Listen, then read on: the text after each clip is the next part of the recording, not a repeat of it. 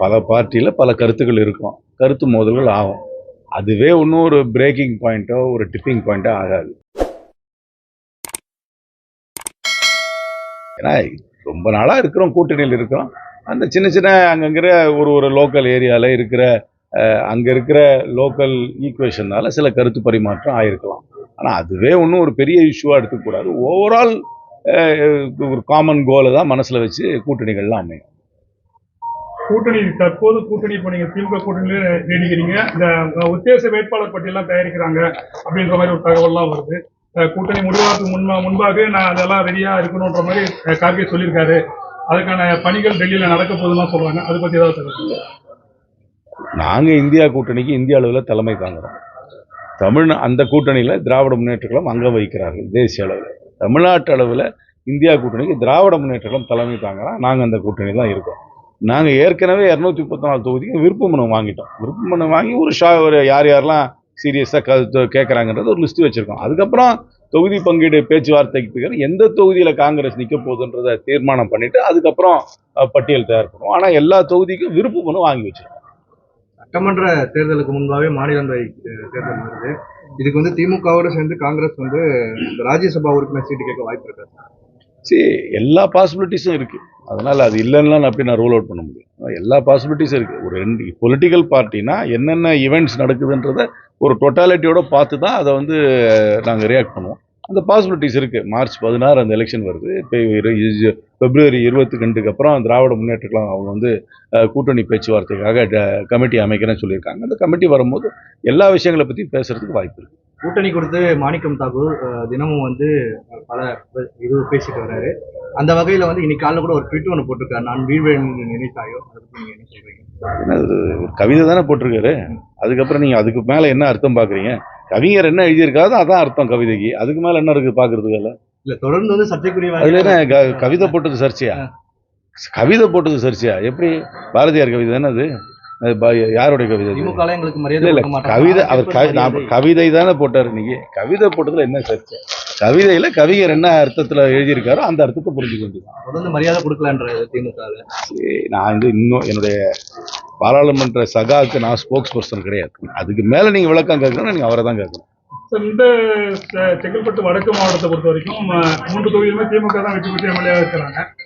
இந்த முறை உங்களுக்கு காங்கிரஸ்ல இந்த 3 தொகுதிகள் திருப்பூர், செங்கல்பட்டு, இந்த பல்லாவரம், தாம்பரத்தில் ஏதாவது கேட்கறதுக்கு வாய்ப்பு இருக்கு? இந்த ஸ்பெசிபிக்ஸை போய் நான் ஒரு பிரஸ் கான்ஃபரன்ஸ்ல எப்படி சொல்ல முடியும்?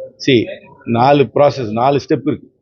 ஃபர்ஸ்ட் கூட்டணி, அதுக்கப்புறம் போய் பேச்சுவார்த்தை, அதுக்கப்புறம் எத்தனை தொகுதி, அப்புறம் எந்த தொகுதி, அதுக்கப்புறம் வேட்பாளர், அதுக்கப்புறம் பிரச்சாரம், அதுக்கப்புறம் தேர்தல். இதுதான் ப்ராசஸ். அதனால இது பைபாஸ் பண்ண முடியாது.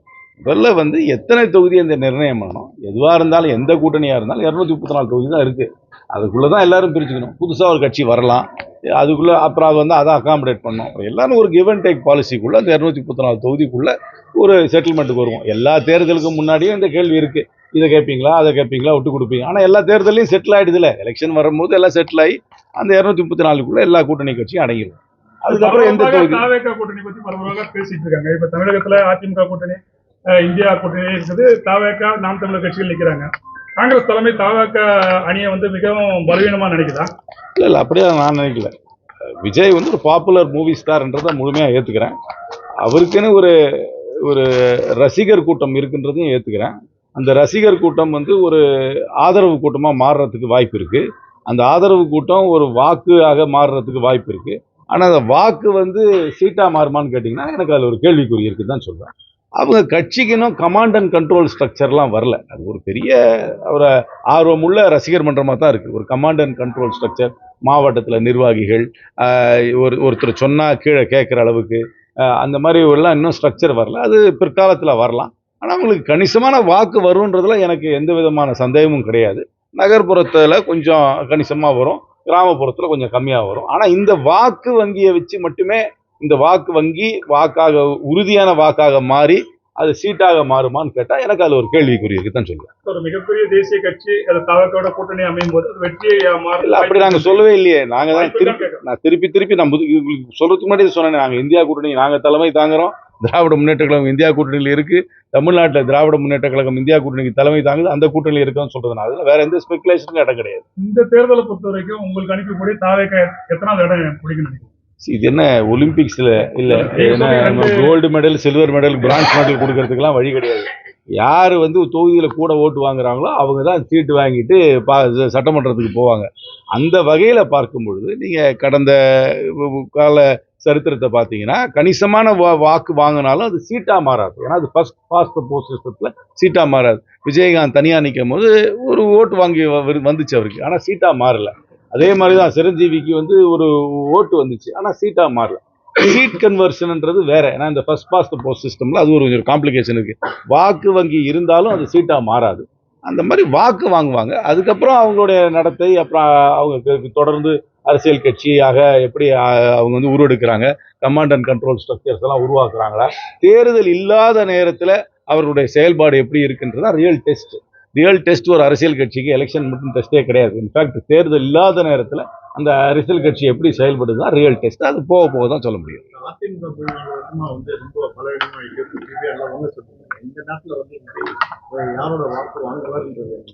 என்னை பொறுத்த வரைக்கும் விஜய் வந்து ஒரு பரவலாக எல்லாருக்கிட்ட இருந்தும் வாக்கு வாங்குவாங்க. ஃபர்ஸ்ட் டைம் ஓட்டர், கொஞ்சம் அரசியல் மீது கொஞ்சம் ஆர்வம் இல்லாமல் இருக்கும் ஒரு இளைஞர் பட்டாளம், அவருடைய சினிமா மோகத்தால் ஈர்க்கப்படுகின்றவர்கள், ஒரு ஆழ்ந்த சித்தாந்த ரீதியாக செயல்படாம எந்த ஒரு ஐடியாலஜிக்கல் மூவிங்ஸும் இல்லாம ரொம்ப ஒரு பொலிட்டிக்கலா இருக்கிற வாங்க, டீப்பா பொலிட்டிக்கல் ஐடியாலஜிக்குள்ள போனவங்க அந்த பக்கம் போறதுக்கு வாய்ப்பு கம்மி. ஐடியாலஜி இல்லாம ரொம்ப ஒரு சூப்பர் ஃப்ளூவஸா ஒரு ஜென்ரலா இருக்கிறவங்க, அதுவும் ஃபர்ஸ்ட் டைம் ஓட்டர்ஸ், ஒரு டீப் பொலிட்டிக்கல் அட்டாச்மெண்ட், அரசியலை பற்றி சித்தாந்தத்தை பற்றி அதிக ஒரு பற்று இல்லாமல் இருக்கக்கூடியவர்களோட வாக்கு போகலாம். அது எல்லாம் பரவலா போறதுக்கு வாய்ப்பு இருக்கு. தெரியல அவங்க எதுக்கு எதுக்கு எந்த காரணத்துக்காக அவங்க திட்டான்னு அவங்கள தானே போய் கேட்கணும். அவங்க எதுக்கு கடுமையான வார்த்தையில ஒருத்தர் பேசுறாங்க எனக்கு தெரியல. பேசுவாங்க. அவங்க ஒரு அணி அமைச்சிருக்காங்க, அந்த அணியை நான் வந்து குறைச்சி மதிப்பிடலை. அதிமுக ஒரு பெரிய கட்சி, ரெட்டலைன்றது ஒரு பவர்ஃபுல் சிம்பிள், அதை வந்து நான் குறைச்சி மதிப்பிடவே மாட்டேன். அதுக்கப்புறம் வந்து அவங்க பாமக கூட கூட்டணி வச்சிருக்காங்க, பாஜகவுக்கு வச்சிருக்காங்க. பாஜகவுக்கு பெரிய வாக்கு வங்கி இல்லாட்டி அது ஒரு தேசிய கட்சி, அதுக்குன்னு ஒரு சின்ன வாக்கு வங்கி இருக்கு.